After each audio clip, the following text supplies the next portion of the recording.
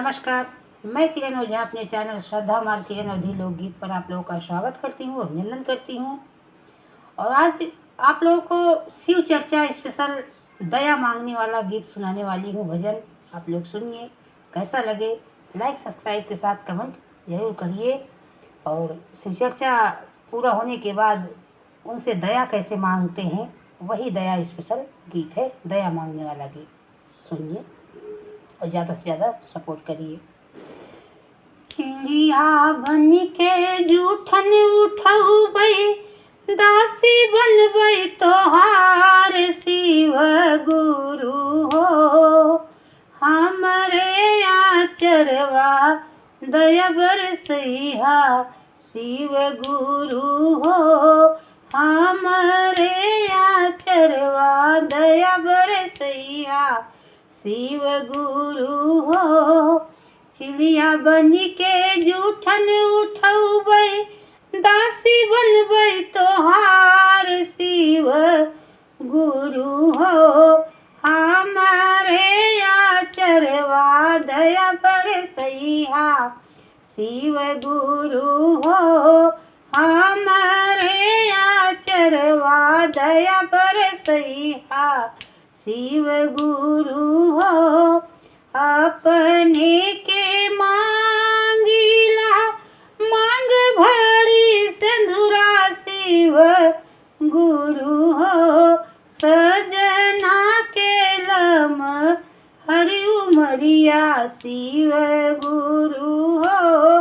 पियावा के लम हरि उमरिया शिव गुरु हो। हमारे आचरवा दया बरसैहा शिव गुरु हो। चिड़िया बन के जूठन उठौबै, दासी बनबै तोहार शिव गुरु हो। हमारे आचरवा दया बरसैहा शिव गुरु हो। हमारे आचरवा दया बरसैहा शिव गुरु हो। बहू के मांगिला सोरहु सिंगरवा शिव गुरु हो।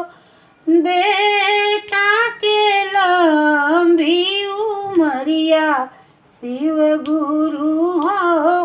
बेटा के लंबी उमरिया शिव गुरु हो।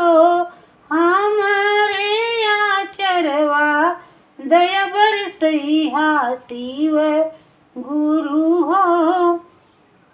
बेटी के मांगिला सोरहु सिंगरवा शिव गुरु हो। दम दो के लंबी उमरिया शिव गुरु हो।